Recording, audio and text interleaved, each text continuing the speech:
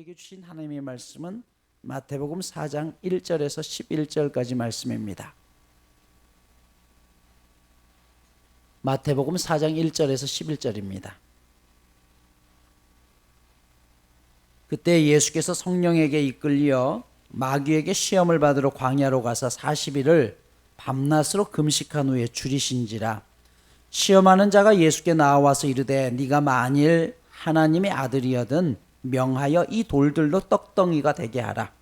예수께서 대답하여 이르시되 기록되었으되 사람이 떡으로만 살 것이 아니요 하나님의 입으로부터 나오는 모든 말씀으로 살 것이라 하였느니라 하시니, 이에 마귀가 예수를 거룩한 성으로 데려다가 성전 꼭대기에 세우고 이르되 네가 만일 하나님의 아들이여든 뛰어내리라. 기록되었을 때 그가 너를 위하여 그의 사자들을 명하시리니 그들이 손으로 너를 받들어 발이 돌에 부딪히지 않게 하리로다 하였느니라.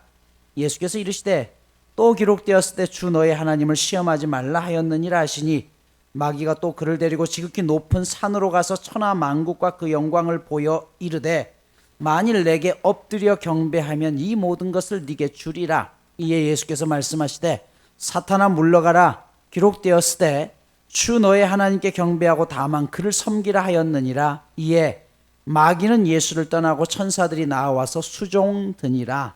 아멘. 오늘 말씀은 예수님께서 광야에서 시험을 받으신 사건으로 시작됩니다. 1절 보시면 그때 예수께서 성령에게 이끌려 마귀에게 시험을 받으러 광야로 가서 40일을 밤낮으로 금식한 후에 줄이신지라. 여러분, 신앙생활 하면서 우리가 언제 시험이 올까요? 오늘 본문의 시작은 그때에라는 단어로 시작합니다. 같은 내용을 다루고 있는 마가복음 1장 12절은 곧이라는 단어를 사용했고요. 누가복음 4장 1절에서는 예수께서 성령의 충만함을 입어 세례받고 요단강에서 돌아온 바로 그 시점이었다라고 이야기를 해요. 그러니까 예수님께서 이 시험 당하실 때는 예수님이 목수일로 책상 다리를 끼워 맞추던 그때가 아니라는 것이에요. 30년 사적인 생활을 마무리 짓고 공적인 생활을 시작합니다. 가슴이 불같이 뜨거워질 때입니다. 세례 받으실 때 하늘에서 하나님의 음성이 들리죠. 이는 내 사랑하는 아들이요 내 기뻐하는 자라. 성령의 충만함을 입었습니다. 그때 시험이 왔다는 것이에요. 우리는 흔히 시험은 영적으로 무너져 있을 때 올 것이라고 생각합니다. 그러나 성경은 그렇게 이야기하잖아요. 시험은 언제든지 올 수 있다는 것이에요. 그래서 예수님은 항상 깨어 있어야 된다고 말씀하시죠. 그러나 여러분, 적어도 이것 한 가지만은 분명합니다. 오늘 여러분들에게 혹시 시험거리가 있습니까? 그렇다면 여러분들이 하나님의 자녀라는 뜻이요, 여러분들이 아무렇게나 살아가는 사람이 아니라 주님의 소중한 소명을 가지고 있는 사람이란 뜻입니다. 왜냐하면 사탄은 죽은 자에게 총을 쏘지 않습니다. 선수에게 총을 쏘는 것이에요. 큰 문제를 여러분 앞에 던져놓고 어떻게 해결하나 보자, 이것이 시험입니다. 사탄은 우리를 넘어지게 하지만 성령은 우리를 이겨내게 하십니다. 그러기에 지금 여러분들이 당하는 시험이 있다고 한다면 그 시험을 통과하고 나면 하나님께서 더 크게 사용하신다는 것이죠.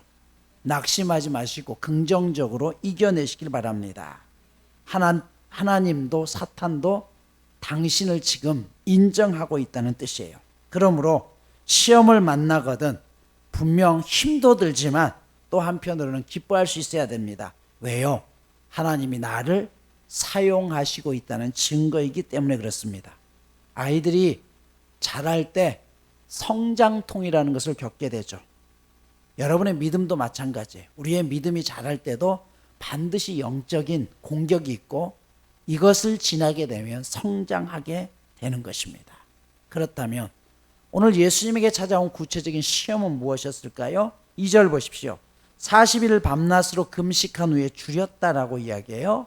예수님께서 40일을 금식한 상황입니다. 길가에 보이는 돌멩이만 보아도 야 빵이구나 할 만큼 먹고 싶다는 마음으로 가득한 상황입니다. 바로 이 순간 마귀가 찾아왔어요. 야, 굶주린 하나님의 아들아, 네가 하나님의 아들이라고 증명할 수 있는 기회가 온 것이야. 너 돌로 떡을 한번 만들어 봐. 여러분 이미 40일 금식이 끝났잖아요. 돌을 떡으로 만드는 게 예수님께는 어려운 것도 아니에요. 충분한 능력이 있고 충분한 보상을 받을 만한 시기입니다. 그런데 성경은 이것을 유혹이라고 이야기해요. 여러분 우리의 인생에서 가장 명확하게 우리가 때로 항변하는 게 무엇이에요? 하나님 이제 내가 누릴만 하잖아요. 내가 고생했으니까 누린 게 뭐가 잘못이요? 이라고 할 수 있다는 것이에요. 사탄은 예수님을 향해서 뭐라고 했어요? 너 하나님의 아들이잖아. 계속해서 사탄이 뭐라고 해요? 하나님의 아들이거든. 즉 네가 하나님의 아들이니까 당연히 누릴 권리가 있다는 것이에요. 굳이 고생하지 않아도 된다는 것이에요. 뭐하러 고통당하면서 이렇게 하느냐는 것이에요. 사탄은 오늘 우리에게 이렇게 속삭입니다. 야, 하나님이 널 사랑하신다면 고난에서 벗어나게 해야 되는 것 아니야? 근데 왜 그런 고난을 마땅하려고 그래? 잘 생각해봐. 이게 시험이라는 것이에요. 그러자 예수님이 뭐라고 해요? 4절 보십시오. 예수께서 대답하여 이르시되 기록되었을 때 사람이 떡으로만 살 것이 아니요 하나님의 입으로부터 나오는 모든 말씀으로 살 것이라. 여기 떡으로만 살 것이라는 말이 중요해요. 여러분 기독교는 떡을 무시하는 종교가 아니에요. 부자 되는 것을 무시하는 종교가 아닙니다. 세계 어디를 가더라도 기독교 국가가 부자인 잘 살고 있습니다. 여기서 우리가 유의해 볼 대목이 있어요.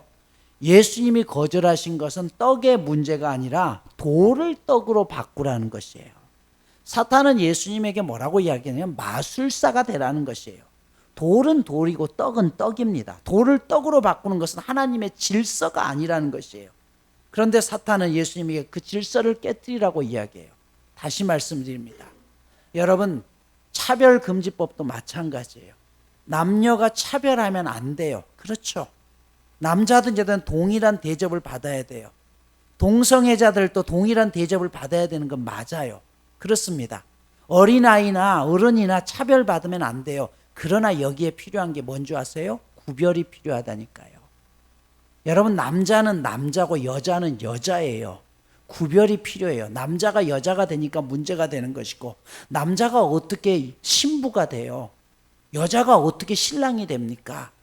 여러분 여자가 함께 살겠대요. 이게 됩니까? 우리 예준이가 이제 미성년자인데 저 아이가 차별하면 안 되잖아요. 왜 나는 교통면허, 운전면허 못 따게 해요? 나도 따게 해줘야죠. 차별입니까? 아니에요. 구별을 못하는 것이에요. 아닙니까? 그런데 우리는 자꾸 그래요. 여러분 자식과 부모가 차별받아서는 안 되죠. 그런데 자식이 뭐예요? 나는 왜 술 못 마시게? 아니 나도 술 마실 수 있잖아. 나 학생이어도 아니 아빠만 술 마시고 나는 마시면 안 돼? 여러분 이게 구별이 없어지는 것이에요. 지금 사탄은 뭐라고 이야기한 줄 아세요? 돌을 떡으로 만들 돌은 돌이에요. 여러분 이거 구별할 수 있어야 된다는 것이죠. 우리는 현실 속에서 이런 돌을 떡으로 바꾸라는 사탄의 음성을 끊임없이 듣고 있습니다. 믿기만 하면 부자가 된다고 출세한다고. 여러분 누가 성경에 그렇게 얘기를 했어요? 예수님은 그렇게 말씀한 적 없습니다. 믿음은 마술이 아니에요. 그런데도 우리는 자꾸 믿음을 도깨비 방망이로 생각합니다. 사람들은 너나 할 것 없이 부자가 되고 싶어 합니다. 돈 싫어하는 사람 없습니다. 자본주의 세상에서는 당연히 돈이 필요합니다. 그런데 사람들은 이 돈을 믿음과 대치해버리려고 한다는 게 그게 문제라는 것이에요.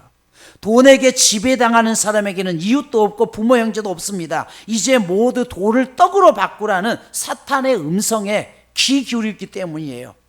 여러분 우리는 가난하게 살면서 우리 아이들만큼은 배부르게 잘 살게 해야지 안 먹고 안 써서 그건 모아가지고 뼈 빠지게 일해서 아이들을 물려주고 경제적인 부강한 나라를 만들어서 우리 자손들에게 물려줘야지. 여러분 이게 잘못이 아니에요. 근데 그보다 더 중요한 사실이 있어요. 그러는 중에 신앙교육을 놓쳐버린 거예요. 야 학원 가야지 무슨 교회야. 야 너 대학 가고 나서 교회 가도 얼마든지 괜찮아. 지금은 너는 학생이니까 교회보다 뭐예요? 학원에 가서 공부해서 출세해서 돈 벌어서 그때 열심히 교회 다니면 돼. 여러분 이게 뭐예요? 구별이 없어진 것이에요. 돌을 떡으로 바꾸라는 음성 가운데 넘어간 것이죠. 아이들이 학원에 갈 줄 알았지만 어느 순간 교회에 와야 된다는 것을 잊어버렸습니다. 영원히 죽어가는데 지옥을 향해서 치닫고 있는데도 불구하고 우리는 가슴을 통곡하며 아파하는 일들이 사라졌어요. 여러분 생각해 보십시오. 여러분들이 정말 이 다음에 죽어서 천국에 갔는데 내 자식들이 지옥에 있다고 한번 생각해 보세요. 우리는 여기에 대해서 심각하지 않아요. 왜요? 이 유혹에 넘어간 것이에요. 야, 돌을 떡으로 한번 만들어봐. 얼마든지 그럴 수 있잖아. 지금 그게 뭐가 문제? 너 하나님의 아들이거든. 너한테 능력이 있다며. 우린 여기서 넘어졌습니다. 여러분, 말씀이 살아야 되는데 이 말씀 대신에 우리는 거기에 뭐예요? 떡을 가져왔어요. 이게 중요해. 그거 하나님의 말씀 그딴 거 필요 없어. 아닙니다. 하나님을 이 일로 인해서 떠나버린다고 한다면 이것이 첫 번째 시험이라는 것이에요. 두 번째 시험이 뭡니까? 성전 꼭대기에 데려가서 뛰어내리라고 했어요. 너 뛰어내려봐. 그러면 하나님께서 천사들을 통해서 너의 발을 부딪히지 않게 할 것이야. 성전 꼭대기에 올려놓았다, 이 말은 하나님과 같은 자리에 올리겠다는 것이에요. 인간이 오를 수 있는 최고의 자리라는 것입니다. 모두가 주목하는 자리, 그 자리를 이용하라는 것이에요. 네가 최고라는 것을 보이라는 것이에요. 그런 곳에서 뛰어내리면 하나님이 천사를 통해서 너의 발을 부딪히지 않게 할 것이고, 그러면 사람들이 그 모습을 보고 우와 대단하다라고 이야기할 거라는 것이에요. 수많은 사람들이 보고 있는 앞에서 그런 기적을 보여줄 수 있다면 구름대처럼 많은 사람들이 몰려들 거라는 것이에요. 예수님은 이런 지하에 거절합니다. 주 너의 하나님을 시험하지 마라. 여러분, 왜 이런 제안을 거절하셨을까요? 예수님은 사람들이 당신을 우러러보고 추앙하기를 원하지 않았습니다. 어느 시대든지 사람들은 숭배할 사람들을 찾아요. 연예계 스타, 스포츠 스타, 이런 이들을 바라보면서 사람들은 대리만족을 얻어요. 종교계의 스타들도 있습니다. 목회자도 마찬가지 아닙니까? 교회를 키워야죠. 더 크게 키우고 더 크게 짓고, 그래서 어때요? 성공해야 된다는 것이에요. 다시 말씀드립니다. 목회는 성공은 없어요. 승리하느냐 패배하느냐는 것이. 성공이냐 실패가 아니에요. 평생 단 한 명의 교인들밖에 없어도 실패한 게 아니에요. 그럼에도 불구하고 우리는 세상적인 기준으로 보면 그 사람들이 실패했다고 하죠. 그러나 여러분, 10만 명, 100만 명의 교인들을 데리고 있다고 해도 자신의 왕국을 만드는 순간 그 목회는요, 실패한 겁니다. 패배한 거예요. 그런데 우리는 착각하는 것이죠. 왜? 사람들이 우러러보니까. 책 한 권을 소개합니다. 꼭 읽어보세요. 어렵지 않아요. 아주 재밌어요. 손흥민이 아버지가 쓴 책이에요. 모든 것은 기본에서 시작한다. 이 책에 보면 첫머리에 그런 글을 쓰고 있어요. 중국 속담에 이르기를 사람이 이름 나는 것을 두려워하고 돼지는 살찌는 것을 두려워하라. 이런 말이 있대요. 왜요? 이름 난 순간 초심을 잃어버리기 때문에 그렇죠. 손흥민 아버지가 손흥민이한테 끊임없이 가르친 게 있어요. 상대가 넘어지는 것을 보면 그 상황이 아무리 공을 툭 차면 골문으로 들어갈 수 있는 가장 좋은 찬스라고 해도 공을 바깥으로 차내어라. 사람부터 챙겨라. 너는 축구 선수이기 전에 사람이다. 이걸 명심해라. 그러면서 이 책에서 그렇게 얘기해요. 이분은 독서광이에요. 손흥민이 연습할 때 들어가지 못하니까 거기서 손흥민이 연습하는 동안 그늘에 앉아서 매일 책을 읽었어요. 그러면서 뭐라고 하냐면 자신이 이 책을 다 읽고 나면 그것을 몇 번 읽고 나서 가장 중요한 핵심만 정리하고 이걸 다 버린대요. 왜냐하면 이 책에서 그렇게 얘기해요. 소유한다는 것은 곧 그것에 소유당한다는 것이에요. 사람들은 착각한다는 것이죠. 내가 무엇을 소유한다고 하지만 그 소유물에 쏟는 에너지를 생각하면 우리는 자꾸 뭔가를 잃어가고 있대요. 근데도 사람들은 그것을 모른대요. 그것을 지키기 위해서 또 다른 에너지를, 그것을 지키기 위해서 불안해하고, 그게 아니라는 것이죠. 몇 년 만에 요즘 대신방을 하면서 느끼는 게 있습니다. 첫 번째, 너무 교회 규모가 크지 않아서 가정들을 다 돌아볼 수 있다는 게 감사합니다. 두 번째, 신방을 하는 사람도 받는 사람도 하나님께서 주시는 분명한 은혜가 있다는 것이에요. 저는 그 가정에 어떤 일이 있는지는 모릅니다. 그러나 기도하는 중에 하나님께서 그 가정의 상황에 맞는 말씀을 주신다는 사실이죠. 어떤 때는 하나님께서 이 말씀을 주셨는데 도저히 그 말씀으로 말씀을 준비하는데 답이 안 나와요. 그래서 물어요. 이런 말씀을 주셨는데 이게 뭡니까? 그러면 그 가정 가운데 이런 일들이 계획되어 있는 것을 깨닫게 됩니다. 여러분, 이것이 제가 하는 걸까요? 하나님이 하시는 것이죠. 그때마다 느끼는 게 있어요. 더 세밀하게 준비하겠구나. 새벽에 제가 기도하는 책상 위에는 송구 영신 때 여러분들이 직접 쓰신 기도 제목들이 전부 다 적혀 있습니다. 그리고 매일 그 기도 제목들을 보면서 점점 양들이 많아져요. 왜? 추가가 되는 것들이 있으니까. 그러면서 아직까지 감사한 것은 그래도 내가 너무 많지 않아서 그 정해진 새벽 기도 시간에 이것들을 한 번씩 다 읽을 수 있다는 것, 그것을 보면서 기도할 수 있다는 게 감사하다는 것이에요. 교인이 더 많아져서 각 가정의 기도 제목조차 함께 나눌 수 없고 신방을 할 수 없는 정도의 규모가 된다면, 물론 그것이 사람들 보기에는, 외부 사람들 보기에는 야, 목회를 성공했다라고 이야기하겠지만 과연 그것이 성공일까요? 과연 그것이 하나님이 원하시는 모습일까라는 생각을 해봅니다. 꼭 높아지고 커지는 것만이 좋은 것은 아니라는 것이죠. 오늘도 사탄은 우리로 하여금 네가 영광의 자리에 오르라고 이야기해요. 너의 인생을 자랑하고 꽃 피워야지 라고 이야기합니다. 여러분, 그게 잘못된 것은 아니에요. 우리는 성공해야 되는 거 맞아요. 높은 자리에 올라가야 되는 거 맞아요. 그런데 그 순간 하나님을 놓쳐버렸을 때 문제가 된다는 것이에요. 나를 높은 자리에 올려주셨습니까? 높은 자리에 있어도 하나님의 은혜로 선 것이지 내 능력으로 섰다고 하는 순간 하나님은 사라지는 것입니다. 믿음은 누리는 것이 아니라 다른 사람의 약점을 감당해 주는 것이 믿음입니다.